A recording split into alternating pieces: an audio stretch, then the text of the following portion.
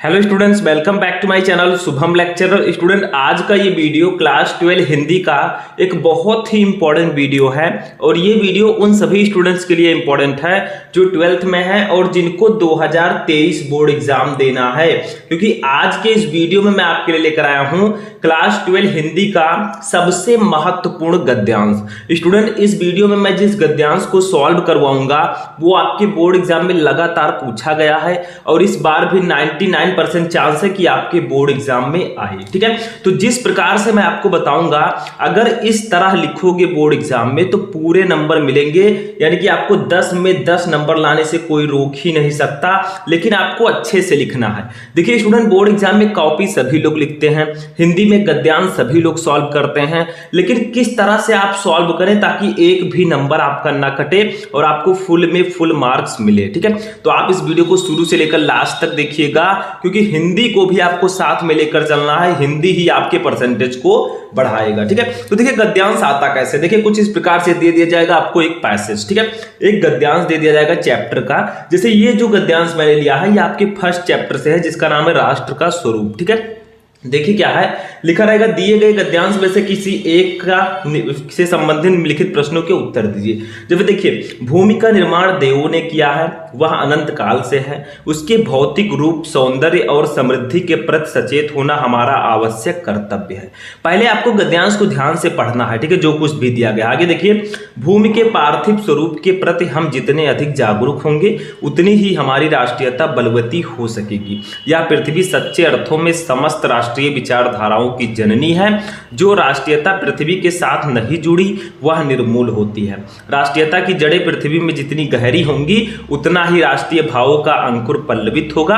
इसलिए पृथ्वी के भौतिक स्वरूप की आद्योपांत जानकारी प्राप्त करना, उसकी सुंदरता, उपयोगिता और महिमा को पहचानना आवश्यक धर्म है। ठीक है, तो आपको ऐसे गद्यांश दिया जाएगा जैसे मैंने पढ़ा इतना ही आपको दे दिया गया। अब सबसे पहले आपको यह पहचानना होगा कि ये किस चैप्टर से लिया गया, यानी कि किस पार्ट से लिया गया और इसके लेखक कौन है।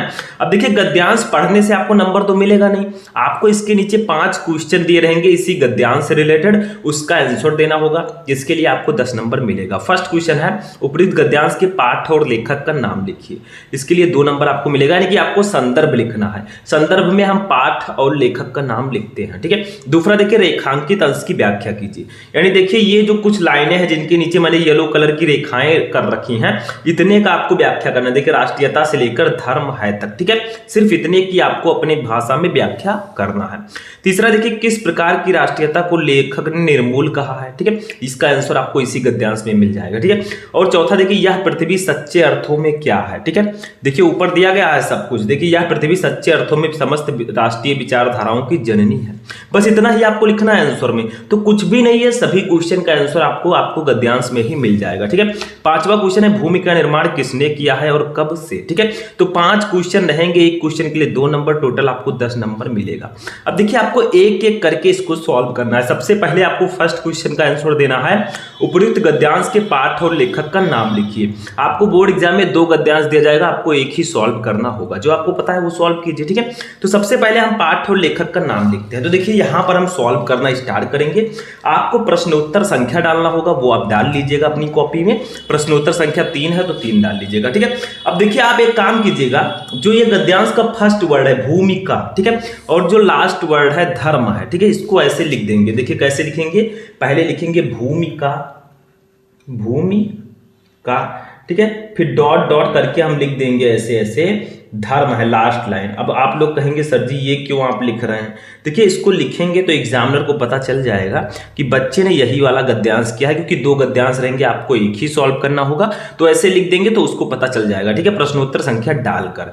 अब देखिए सबसे पहला क्वेश्चन था कि उपयुक्त गद्यांश के पाठ और लेखक का नाम लिखिए। ठीक है, तो हम यहाँ पर हेडिंग डालेंगे एक प्यारा सा, जो कि होगा संदर्भ का। ठीक है, देखिए ये जो मैंने लाल, हरा, पीला, नीला, ठीक है, लाल, हरा, पीला, इन सब स्केच का यूज किया है। देखिए ये मैं यूज करने जा रहा हूँ, ये आपको नहीं करना है, ये मैं आपको समझाने के लिए कर रहा हूँ। ठीक है, बोर्ड की कॉपी में आपको काले और नीले पेन का यूज करना है, मैंने पहले भी बताया था। अब संदर्भ में हम कैसे लिखेंगे पाठ और लेखक का नाम, आप डायरेक्टली भी लिख सकते हैं, पाठ का नाम राष्ट्र का स्वरूप, लेखक का नाम डॉक्टर वासुदेव शरण अग्रवाल, आपको नंबर मिल जाएगा।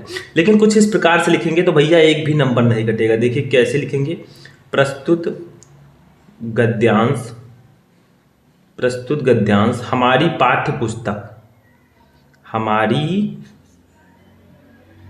पाठ्य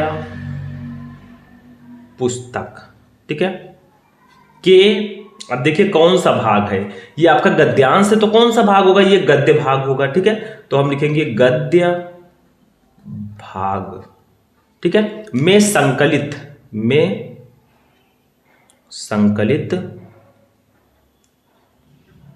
में संकलित एवं भारतीय संस्कृति के, देखिए थोड़ा सा बढ़ा चढ़ाकर आपको लिखना है तो और अच्छा रहेगा, भारतीय संस्कृति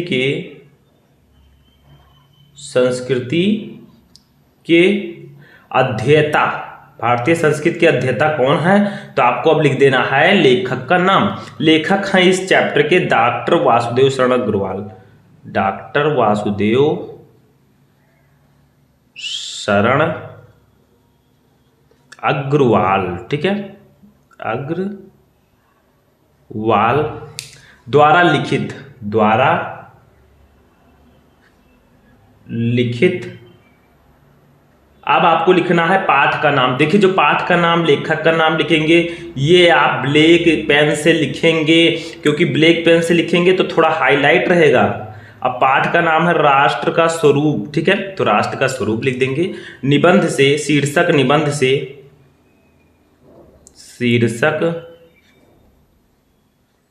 निबंध से अवतरित है। देखिए थोड़ा टाइम लगेगा, मैं जब भी पढ़ाता हूँ थोड़ा आपका टाइम जरूर लेता हूँ, लेकिन वो टाइम आपका कितना टाइम बचाता है ये तो सभी को पता है, क्योंकि एक बार पढ़ाने से आपके दिमाग में बैठ जाता है, ठीक है। तो देखिए संदर्भ में कैसे लिखेंगे, प्रस्तुत गद्यांश हमारी पाठ्य पुस्तक के गद्य भाग में संकलित एवं भारतीय संस्कृति के अध्येता डॉक्टर वासुदेव शरण अग्रवाल द्वारा लिखित राष्ट्र का स्वरूप शीर्षक निबंध से अवतरित है। तो इसमें पाठ का नाम और लेखक का नाम दोनों आ गया, बस 2 नंबर आपका कोई काट ही नहीं सकता, लिखकर आप रख लीजिए, कोई कार्ड देगा तो बताइएगा, ठीक है। अगर इस प्रकार से लिखेंगे भैया 2 नंबर आपके हाथ में है, ठीक है। अब दूसरा चीज, रेखांकित अंश की व्याख्या कीजिए। अब दूसरे का आंसर लिखेंगे, रेखांकित अंश की व्याख्या कीजिए, यानी कि आपको इतने का व्याख्या करना है यहां से लेकर यहां तक। देखिए क्या क्या है, राष्ट्रीयता की जड़ें पृथ्वी में जितनी गहरी होंगी उतने ही राष्ट्रीय भावों का अंकुर पल्लवित होगा, इसलिए पृथ्वी के भौतिक स्वरूप की आद्योपांत जानकारी प्राप्त करना, उसकी सुंदरता, उपयोगिता और महिमा को पहचानना आवश्यक धर्म है। अब ऐसे सेम टू सेम आपको नहीं लिखने देना है, थोड़ा सा चेंज करके लिखना अपनी भाषा में, और कोई जरूरी नहीं है कि अब किताबी भाषा में ही लिखे, आपको जो पता है उसके अकॉर्डिंग लिखिए, ठीक है। तो देखिए दूसरा रेखांकित अंश की व्याख्या मैंने लिख रखा क्योंकि थोड़ा बड़ा था, इसको लिख दिया, आप समझिए केवल, ठीक है।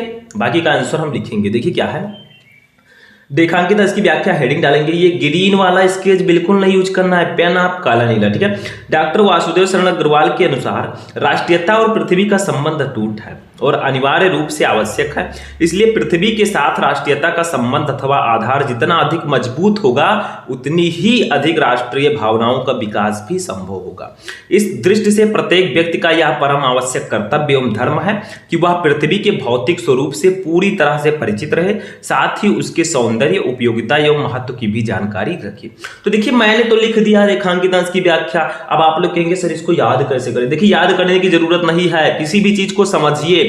देखिए आप थोड़ा बढ़ा चढ़ाकर लिख देंगे डॉक्टर वासुदेव शरण अग्रवाल के अनुसार, ठीक है, ऐसे कुछ लिख देंगे थोड़ा चेंज करके, नंबर आपको 2 में 2 मिल जाएगा, नहीं कटेगा एक भी नंबर, बस आपको अच्छे से लिखना है, ठीक है। तो ये हो गया दूसरे क्वेश्चन का आंसर, ठीक है। दूसरा क्वेश्चन भी हमारा हो गया, देखिए क्या था, रेखांकित अंश की व्याख्या कीजिए, 2 नंबर क्लियर। अब तीसरा क्वेश्चन है, किस प्रकार की राष्ट्रीयता को लेखक ने निर्मूल कहा है, ठीक है। तो इसका आंसर भी आपको इसी में मिल जाएगा, ठीक है। ये देखिए, जो राष्ट्रीयता पृथ्वी के साथ नहीं जुड़ी वह निर्मूल होती है, तो इसी को थोड़ा स्टाइल से अच्छे से लिख देंगे। कैसे लिखेंगे, तो लिखेंगे लेखक के अनुसार जो राष्ट्रीयता पृथ्वी के साथ नहीं जुड़ी होती वह निर्मूल होती है। तो चलिए इसका आंसर लिखते हैं। तो चलिए तीसरे का आंसर लिखते हैं। क्या है क्वेश्चन, कि किस प्रकार की राष्ट्रीयता को लेखक ने निर्मूल कहा है। तो चलिए थोड़ा सा यहाँ पर लिखते हैं आंसर, ऐसे 3 नंबर डालेंगे और लिखेंगे। तो ये तो 2 ही लाइन का आंसर है, क्या लिखेंगे हम लोग यहाँ पर, लेखक के अनुसार। देखिए क्वेश्चन का आंसर आपको गद्यांश में ही मिल जाएगा, ठीक है। तो लेखक के अनुसार जो राष्ट्रीयता,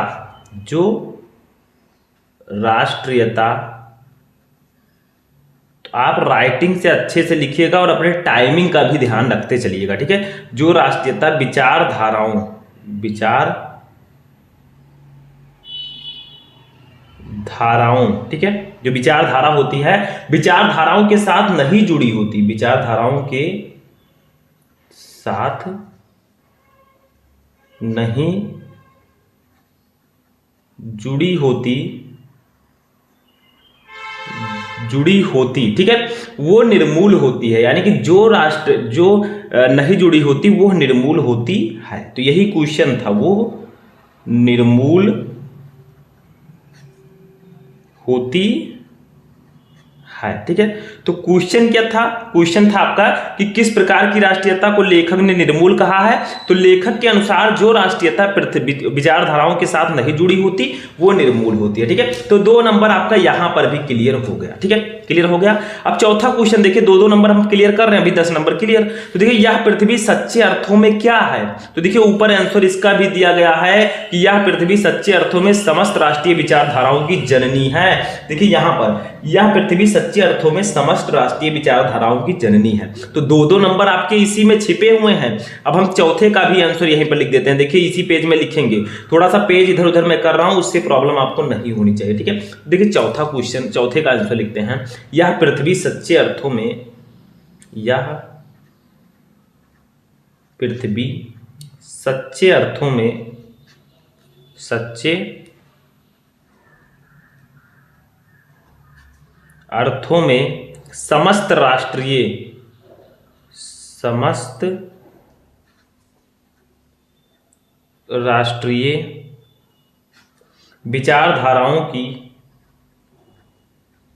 विचारधाराओं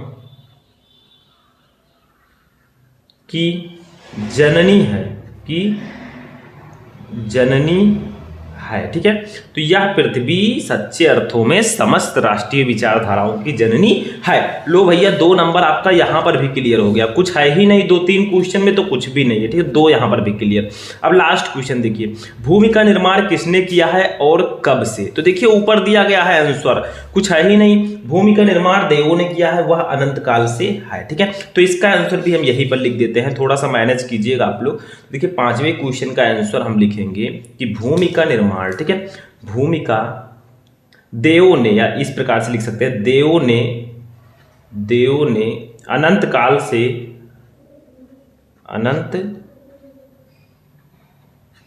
से, ठीक है, भूमि का निर्माण किया है। भूमि का थोड़ा अच्छे से लिख देंगे, भूमि का निर्माण किया है। तो देवों ने अनंत काल से भूमि का निर्माण किया है। बस ये भी हो गया। तो 5 क्वेश्चन का हमने आंसर दे दिया, देखिए नीचे 5 का हमने आंसर दे दिया। हमारा कितना नंबर क्लियर हो गया? 5 × 2 = 10, ठीक है। तो आई होप कि अब आपको समझ में आ चुका होगा कि हम 12th हिंदी में गद्यांश को कैसे सॉल्व करते हैं। एक बहुत ही इंपॉर्टेंट गद्यांश लेकर मैंने आपको समझाया, आपको समझ में अच्छे से आ गया होगा। वीडियो पसंद आया तो वीडियो को लाइक कर दीजिए, क्योंकि ऐसे वीडियो आपको बार बार नहीं मिलेंगे। जैसा मैंने बताया, अगर आप सेम टू सेम ऐसा लिख कर आएंगे, 10 में 10 नंबर आपको एग्जामिनर दे देगा, ठीक है। अपने राइटिंग पर ध्यान दीजिएगा, थोड़ा सा अच्छे से लिखिएगा। तो आई होप कि आज का ये वीडियो बहुत ही ज्यादा हेल्पफुल लगा होगा। कैसा लगा आपको ये वीडियो कमेंट करके बताएं। हम मिलेंगे नेक्स्ट वीडियो में नेक्स्ट टॉपिक के साथ, तब तक के लिए थैंक यू।